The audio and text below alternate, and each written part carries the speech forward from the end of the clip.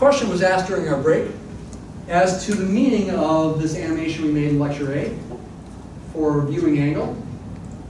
I have set the parameters P and H to be the pedestal height, 46 meters, and the actual statue height, 92 meters for the Statue of Liberty.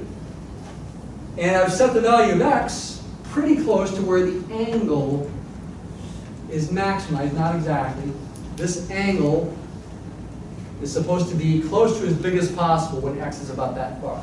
And the point of the animation now is if you move x back and forth, you can hopefully see that it seems like it might be maximized there. It's kind of hard to tell, sure, but if x is too big, then the statue looks really far away and looks small. Now in this scale, you can't really tell. But if I was allowed x to get way big over here, the angle would be fairly small, this angle.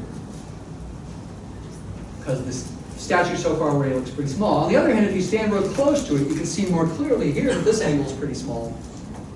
That's like you're looking pretty much straight up at the statue. So even though the statue itself is big in a sense because you're so close to it, the viewing angle itself is small because you're looking almost straight up. It's like in a movie theater, you don't want to be too close to the screen because then it makes it kind of hard to see. And again, the angle is maximized at 70 something. Somewhere in here is where the angle is biggest, but it's kind of hard to tell just looking at this without some calculus to do to make sure of it. So we talked about the logistic model at the end of lecture A. I've got this in Mathematica as well, and I want to tell you about something else. The idea of something called a slope field, which is going to give visual meaning to why the function is a solution. Here is where I used dsolve value last time to actually find a formula for the solution. This is the solution. I rearranged it a bit. I've divided the top and the bottom by e to the kt, which cancels it there and there, and makes L minus P0 be times e to the negative kt like that. And you need to use a capital E in Mathematica for the number. So that's a solution. If, for example, I let k equal 0.1, L be 1,000, and P0 be 50, like that, I can make a graph of this. So k of 0.1 is 10%. That's like a 10% growth rate initially. That's pretty fast for a population. Probably wouldn't apply to people. Populations of people more typically grow 1 or 2 or 3%. Maybe rabbits would grow 10%. The L, that's the carrying capacity. I put it at 1,000. Could that be 1,000 rabbits? It could be. Its units could be in thousands themselves. So 1,000 thousands, that's a million. This could represent a million if the units for the population itself was in thousands. And then the 50 is the P0, that's the initial population. Here's a graph of the population versus time. And it looks just like the ones I drew on the board on Wednesday. Looks like an exponential growth at first, but then it levels off toward the carrying capacity, which is 1,000, excuse me. I could put 1,000 in there as well, horizontal line. It is a horizontal asymptote. I could also manipulate this thing. I could put this inside of manipulate. Manipulate is infinitely flexible. You can manipulate pretty much anything in Mathematica. I can let, for example, k start at 0.1. This is just the syntax for how this works. Go down to as low as 0.01 and as high as 0.2, say. Let P0 start at 1,000, go down as, oh no, this was 50, excuse me. L was 1,000. L start at 1,000, go down as low as 100 and as high as 2,000. And P0 initially is 50. It could go as low as 10, say, and as high as 200 or something. I'm just picking numbers somewhat randomly.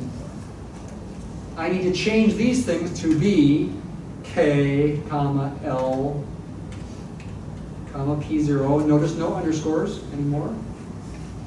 I also probably, to make the graph as nice as possible, here's what happens when you don't fix the plot range. It changes the scale. Now maybe you like that, maybe you don't. But I want a fixed plot range. So let's see, I could put that in here inside the plot, put a comma, plot range, capital P, capital R, arrow. Then you put the horizontal direction first, say 0 to, let's go 200, let's go 100.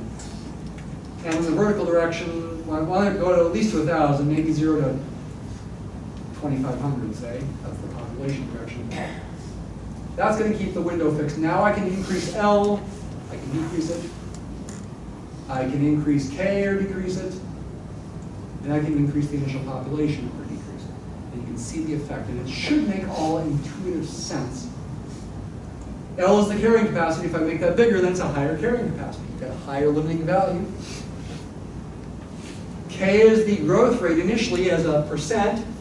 If you make that bigger, it's going to grow faster at first, which also means it's going to level off faster. And if K is small, then it grows slower at first. And P0 is the initial population. That just affects where the vertical intercept is. You can see it moving up.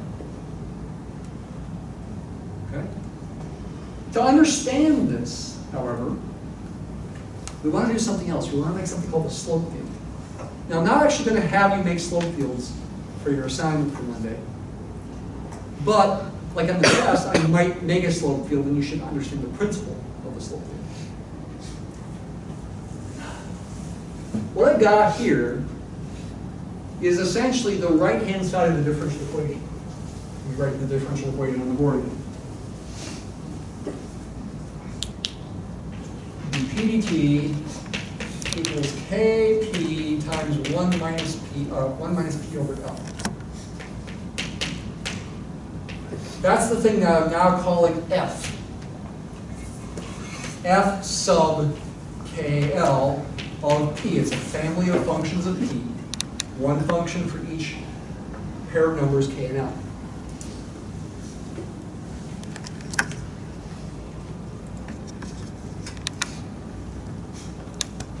If you, in a plane, in a TP plane, at any given point, say right there, find the T and P coordinates at that point, and plug them into this function. And in fact, you only have to plug in the P coordinates, because there are no T's here. And then draw a little line segment with slope equal to whatever this number is. So at this point right there, the slope of that line segment is f of that point. F sub k comma L of TP, which again, really for this example, just means plug in the T. That'll be the slope of the line segment at that point that you could make, and that will be a tangent line to a solution that passes through this point. Why? Because the derivative gives you the slope of the tangent. If I have a solution pass through this point at a certain moment in time, that little line that I drew with slope equal to this number, whatever it happens to be, will be the slope of the tangent line because the derivative of the function has to equal this. The slope of the function at any given point has to equal the value of this function at that given point. We'll do simpler examples here in a minute. But let's just see how it plays out in here. And I'm not going to make an animation here. I had Mathematica make the slope field. It's kind of complicated. It involves something called vector plot. Don't worry about that. I won't have you make slope fields. But do notice the solution follows the slope field. Anytime this blue line passes through the center of one of those line segments, like right about there, for example, that line segment is a tangent line to the solution curve at that point. Not passing through it exactly, but it's real close. The slope gets bigger here, it's close to being a tangent line there. Then it gets smaller here. This line, for example, has a smaller slope, and it's a tangent line to the blue curve at that point. The solution curve has to follow the slope. Because the slope of the solution has to be the value of this quantity at any given point. For example, at the point t is 20, p is about 300, I plug in 300 in place of p and see what number I get. I have to use the values of k and l as well, which are 0.1 and 1,000. Plug in k is 0.1, plug in L is 1,000, plug in p is about 300, and you'll find the slope at this point of that solution. Talk about this with a simpler example here. Let's go back to a simpler example, like an exponential model. And let's go back to using y. And let's make x the independent variable. Let's keep it real fundamental and basic. dy dx equals y. What are the solutions of this differential equation? The answer is not 1/2 y squared plus c. We don't integrate y. We're looking for a function whose derivative with respect to x is the function. I'm really trying to solve an equation like this for an unknown function phi of t. You already know the answer to this. What function has a derivative equal to itself? Say it loud. E to the x. And in fact, any constant times e to the x. Phi of t can be any constant times e to the x. C can be anything. It'll solve this differential equation. Its derivative is itself. Take the derivative of this. Oops, this is of x, sorry. I should have stuck with t's. The derivative is itself. What about this slope field in this situation? I'm just going to copy and paste this code and modify it again. Don't worry about this particular Mathematica code. You won't have to do this for your project. Just going to make quick modifications to this.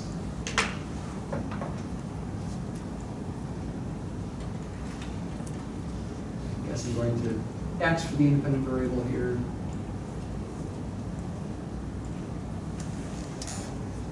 Y for the dependent variable. This scale is probably too big in the x direction, right? That's going to, the function's going to grow too fast. Maybe I do something more like this. Negative 3 to 3 there, and y goes from negative 10 to 100 or something.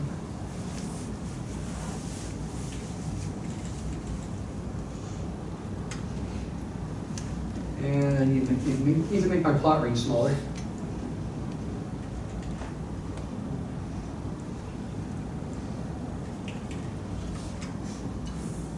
Okay, that's not so good.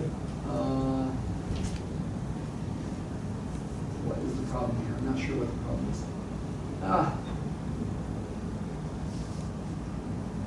Why is it not doing my plot range correctly? That seems to be the problem.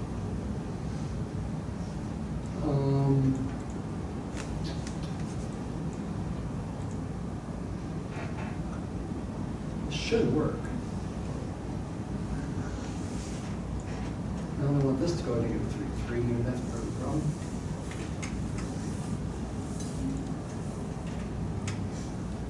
There I see the function. I'm not sure why it's, oh, I need to get rid of that 0 there. That's the problem.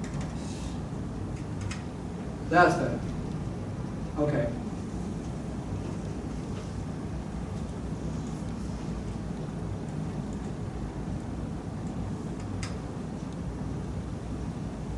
Following the slope field. At any point, x, y, say x is 2, y is 20. Or let's try a point on the graph. X is 3, y is about 25.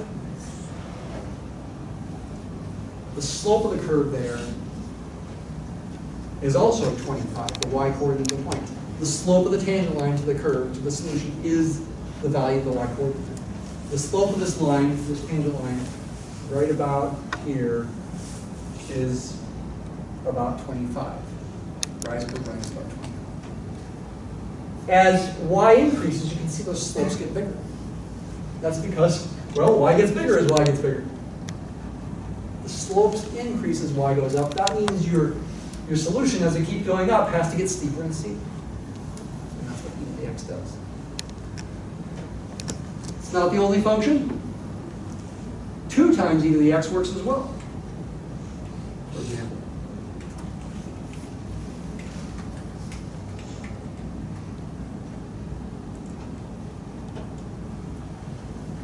Both blue. I think I might need double curly braces. There's 2 times e to the x. It follows the slope field too. The slope at any point is the y-coordinate. I've already mentioned that. The slope of the function at any point is the second coordinate, it's the output function. Think of y as the output function.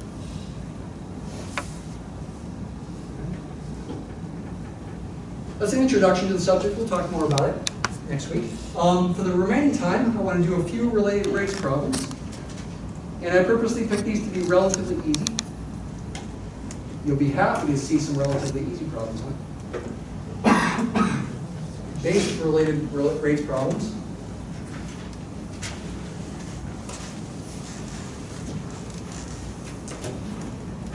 Talking about stuff, the stuff that's really the most useful. I can't emphasize that enough. To be able to deal with more general situations is what's most useful, even though it's more confusing. It is more difficult.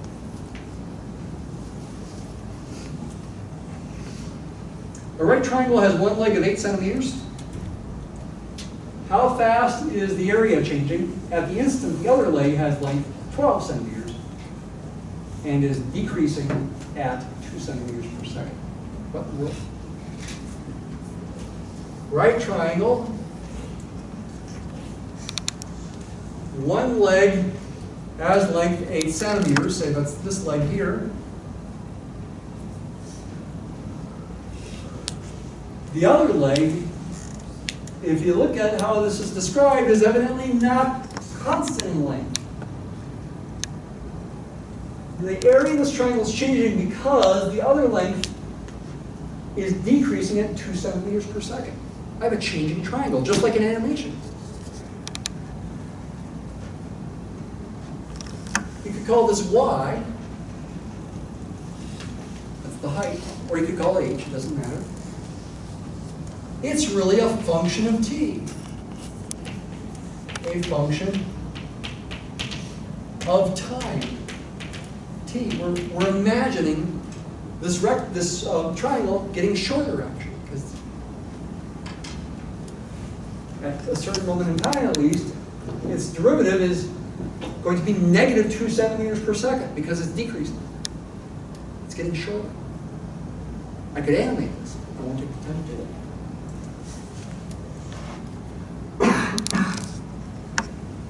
The question can be phrased as, what is the rate of change of the area with respect to time? Right? How fast is the area changing at a certain instant in time?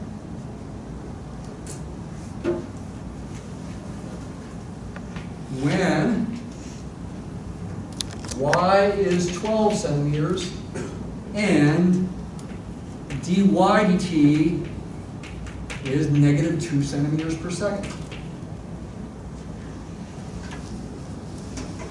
We don't need to find formulas for these functions of t. It's not necessary. So in that sense, it's not like differential equations. We're not trying to find formulas for these things. But it is like differential equations in the fact that we've got derivatives that are typically written in Leibniz notation, and functions are related to each other. How? Well, how is the area related to what? Area of a triangle is 1/2 base times height. The base is constant, that's 8. The height is y. The area is 4 times y here. Both a and y depend on t. You can now differentiate both sides of this equation with respect to t, because I'm assuming they depend on t. I'm assuming this triangle is changing. And when I do that, I will relate some rates. That's why this is called related rates. The derivative of a with respect to t is just dA dt. The derivative of 4y with respect to t is 4 dy dt. Those are not constants. I don't get 0, 0 equals 0 when I differentiate with respect to t. I'm assuming these things depend on time. And now I have related their rates. And so the answer is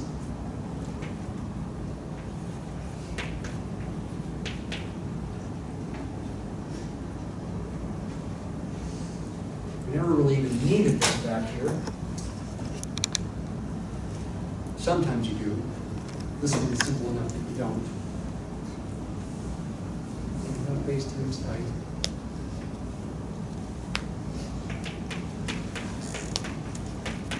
-8 square centimeters per second would be the rate of change of the area with respect to time. It's getting smaller. If you were asked how fast is it decreasing, you'd say 8 square centimeters per second. Because with the word decreasing in there, you don't need the negative sign.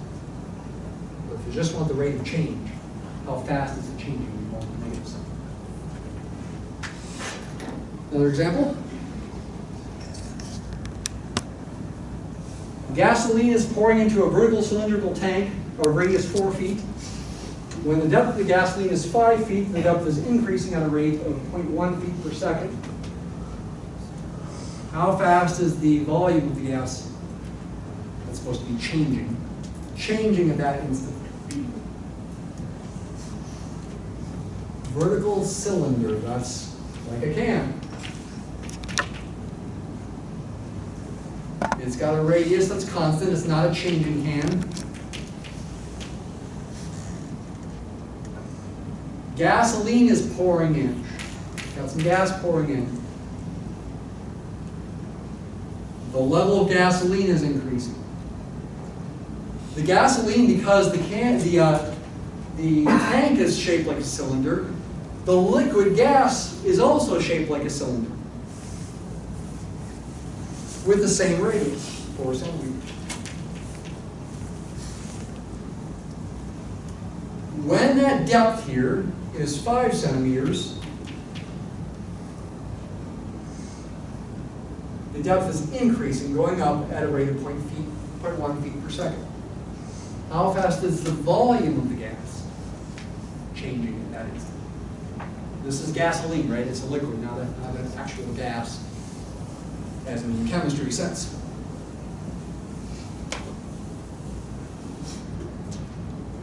Focus on this. In general, the height is h. The radius stays constant at 4.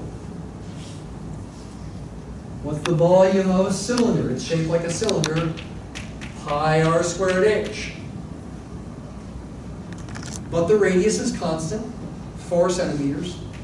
4 squared, 16. You get 16 pi h, since r is 4. Once again, because the gas is coming in, V and H are changing. You're getting more and more gas over time. We can differentiate both sides with respect to t. Both V and H depend on t. dV dt is going to be 16 pi dH dt. And once again, this is a pretty simple situation relative to how difficult some of these problems can be. We actually don't need the fact that the height is 5 centimeters, or 5 feet, I meant. Sorry, feet.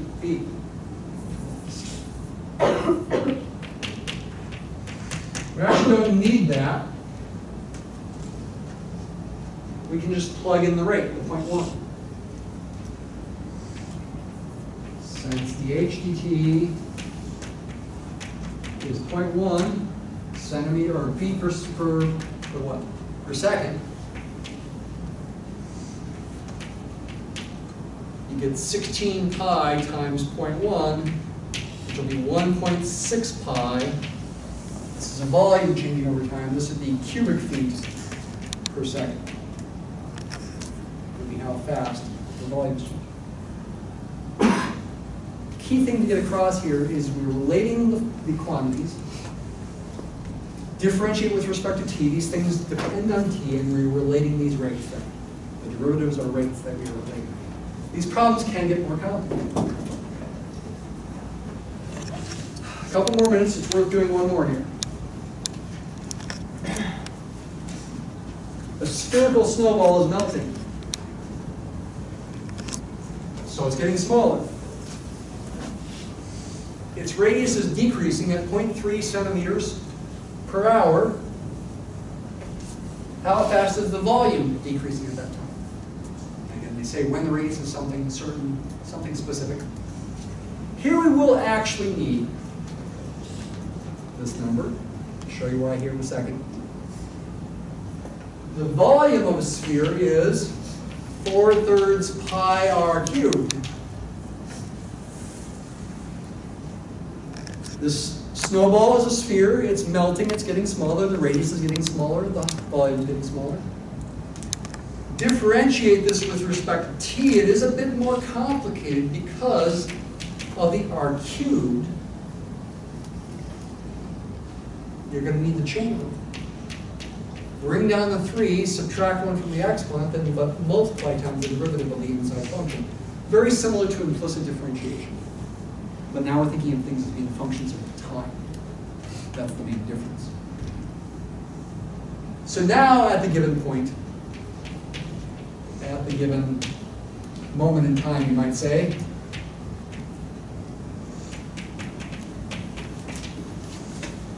how fast is the volume changing with respect to time at that moment in time? It's 4 pi times, you do need the actual radius now. This matters now.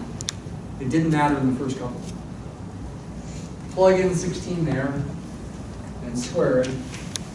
Then plug in dr dt, which is not 0.3. What is it instead of 0.3? Negative 0.3, because the snowball is getting smaller. 16 squared is 256. 256 times 4 is 1,024.